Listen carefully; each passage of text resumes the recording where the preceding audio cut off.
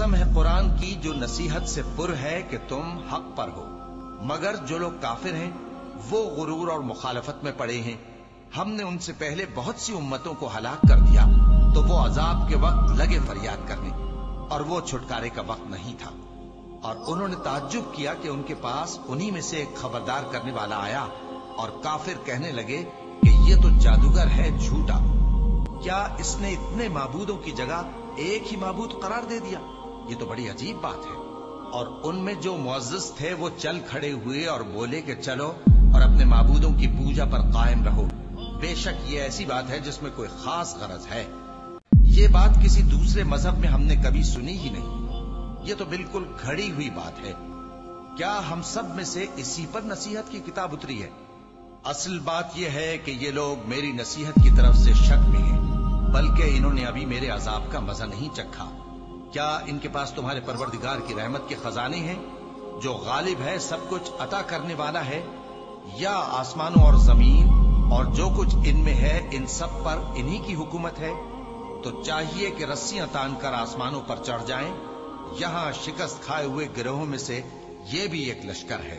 इनसे पहले नूह की कौम और आद और मेखों वाला फिरौन भी झुटला चुके हैं, और समूद और लूत की कौम और बन के रहने वाले भी। यही वो शिकस्त खुर्दा गिरोह हैं। इन सब ने पैगंबरों को झुटलाया, तो मेरा अजाब इन पर आ वाक़े हुआ। और ये लोग तो सिर्फ एक जोर की आवाज का, जिसमें शुरू होने के बाद कुछ वक्फा नहीं होगा, इंतजार करते हैं और कहते हैं कि ऐ हमारे परवरदिगार, हमको हमारा हिस्सा जल्दी से हिसाब के दिन से पहले ही दे दे। ऐ पैगंबर सल्लल्लाहु अलैहि वसल्लम, ये जो कुछ कहते हैं उस पर सब्र करो, और हमारे बंदे दाऊद को याद करो, जो साहिब कुव्वत थे, बेशक वो रुजू करने वाले थे। हमने पहाड़ों को उनके जेरे फरमान कर दिया था कि सुबह शाम उनके साथ तस्बीह करते थे, और परिंदों को भी कि वो जमा रहते थे, हर एक उनके आगे रुजू रहता था। और हमने उनकी बादशाही को मुस्तहकम किया और उनको हिकमत और फैसला कुन खिताबत अता फरमाई। और ए नबी सल्लल्लाहु अलैहि वसल्लम, क्या तुम्हारे पास उन झगड़ने वालों की भी खबर आई है जब वो दीवार फांद कर अंदर दाखिल हुए? जिस वक्त वो दाऊद के पास आए तो वो उनसे घबरा गए। उन्होंने कहा कि खौफ न कीजिए, हम दोनों का एक मुकद्दमा है कि हम में से एक ने दूसरे पर ज्यादती की है, तो आप हम में इंसाफ से फैसला कर दीजिए और बेइंसाफी न कीजिएगा, और हमको सीधा रास्ता दिखा दीजिए। बात यह है कि ये मेरा भाई है, इसके यहाँ 99 दुम्बियां हैं और मेरे पास एक दुम्बी है। ये कहता है कि ये भी मेरे हवाले कर दे, और गुफ्तगू में मुझ पर हावी हो रहा है। उन्होंने कहा कि ये जो तेरी दुम्बी मांगता है कि अपनी दुम्बियों में मिला ले, बेशक तुझ पर जुल्म करता है, और अक्सर शरीक एक दूसरे पर ज्यादती ही किया करते हैं। हाँ, जो ईमान लाए और अमल नेक करते रहे, और ऐसे लोग बहुत कम हैं। और दाऊद ने ख्याल किया कि इस वाक़े से हमने उनको आजमाया है, तो उन्होंने अपने परवरदिगार से मग़फ़िरत मांगी और झुककर सजदे में गिर पड़े और अल्लाह की तरफ रुजू किया, तो हमने उनको बख्श दिया, और बेशक उनके लिए हमारे यहाँ क़ुर्ब और उम्दा मकाम है। ए दाऊद, हमने तुमको जमीन में खलीफा बनाया है, तो लोगों में इंसाफ के फैसले किया करो, और ख्वाहिश की पैरवी न करना कि वो तुम्हें अल्लाह के रास्ते से भटका देगी। जो लोग अल्लाह के रास्ते से भटकते हैं उनके लिए सख्त अजाब है, इसलिए कि उन्होंने हिसाब के दिन को भुला दिया। और हमने आसमान और जमीन को और जो कायनात इनमें है उसको बेमकसद नहीं पैदा किया। ये उनका गुमान है जो काफिर है, सो काफिरों के लिए दोज़ख का अजाब। तो लोग ईमान लाए और अमल नेक करते रहे, क्या उनको हम उनकी तरह कर देंगे जो मुल्क में फसाद करते हैं, या परहेजगारों को बदकारों की तरह कर देंगे? ये किताब जो हमने तुम पर नाजिल की है बाबरकत है, ताकि लोग इसकी आयतों में गौर करें और ताकि अहले अक्ल नसीहत हासिल करें। और हमने दाऊद को सुलेमान अता किए, बहुत खूब बंदे थे, और वो अल्लाह की तरफ बहुत रुजू करने वाले थे। जब उनके सामने शाम को असील घोड़े पेश किए गए, तो कहने लगे कि मैंने अपने परवरदिगार की याद से गाफिल होकर माल की मोहब्बत इख्तियार की, यहां तक कि आफताब पर्दे में छुप गया। बोले कि इनको मेरे पास वापस लाओ। फिर उनकी टांगों और गर्दनों पर हाथ फेरने लगे, और हमने सुलेमान की आजमाइश की और उनके तख्त पर एक धड़ सा डाल दिया। फिर उन्होंने अल्लाह की तरफ रुजू किया और दुआ की कि ऐ परवरदिगार, मुझे मुआफ फरमा और मुझको ऐसी बादशाही अता फरमा कि मेरे बाद किसी को शाया न हो। बेशक तू सब कुछ अता फरमाने वाला है। फिर हमने हवा को उनके जेरे फरमान कर दिया कि जहां वो पहुंचना चाहते उनके हुक्म से नर्म नर्म चलने लगती, और जिन्नों को भी उनके जेरे फरमान किया। ये सब इमारतें बनाने वाले और गोता मारने वाले थे, और कुछ दूसरों को भी जो जंजीरों में जकड़े हुए थे। हमने कहा ये हमारी बख्शिश है, चाहो तो एहसान करो या रख छोड़ो, तुमसे कुछ हिसाब नहीं है। और बेशक उनके लिए हमारे यहाँ कुर्ब और उम्दा ठिकाना है। और हमारे बंदे अय्यूब को याद करो जब उन्होंने अपने रब को पुकारा और कहा कि शैतान ने मुझको ईजा और तकलीफ दे रखी है। हमने कहा कि जमीन पर लात मारो, देखो ये चश्मा निकल आया, नहाने को ठंडा पानी और पीने को भी। और हमने उनको अहलो अयाल और उनके साथ उतने ही और बख्शे। ये हमारी तरफ से रहमत और अक्ल वालों के लिए नसीहत थी।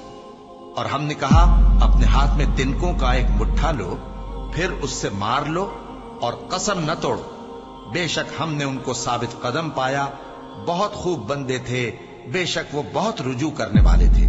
और हमारे बंदों इब्राहिम और इसहाक और याकूब को याद करो जो कुव्वत वाले और साहिब नजर थे। हमने उनको एक सिफत खास आखिरत के घर की याद से मुमताज किया था, और वो हमारे नजदीक मुंतखब और खूबी वालों में से थे। और इस्माइल और अलियसा और जुल्किफ्ल को याद करो, और ये सब भी खूबी वालों में से थे। ये नसीहत है और परहेजगारों के लिए तो उम्दा ठिकाना है, हमेशा रहने के बाग जिनके दरवाजे उनके लिए खुले होंगे, उनमें तकिए लगाए बैठे होंगे, और खाने पीने के लिए बहुत से मेवे और मशरूबात मंगाते रहेंगे। और उनके पास नीची निगाह रखने वाली और हम उम्र हूरें होंगी। ये वो चीजें हैं जिनका हिसाब के दिन के लिए तुमसे वादा किया जाता था। ये हमारा रिस्क है जो कभी खत्म नहीं होगा। ये नेमतें तो फरमाबरदारों के लिए हैं, और सरकशों के लिए बुरा ठिकाना है, यानी दोज़ख जिसमें वो दाखिल होंगे, और वो बुरी आरामगाह है। ये खौलता हुआ गर्म पानी और पीप है, अब इसके मजे चखें। और इसी तरह के और बहुत से अजाब होंगे। ये एक फौज है जो तुम्हारे साथ घुसती चली आ रही है, इनको खुशामदीद न कहा जाए। ये दोज़ख में जाने वाले हैं, कहेंगे बल्कि तुम्ही को खुशामदीद न कहा जाए, तुम्ही तो ये बला हमारे सामने लाए हो, सो ये बुरा ठिकाना है। वो कहेंगे ऐ परवरदिगार, जो इसको हमारे सामने लाया है उसको दोज़ख में दुगना अजाब दे। और कहेंगे क्या सबब है कि यहां हम उन लोगों को नहीं देखते जिनको हम बुरों में शुमार करते थे? क्या हमने उनसे ठट्ठा किया है, या हमारी आंखें उनकी तरफ से फिर गई हैं? बेशक ये अहले दोज़ख का झगड़ना बरहक है।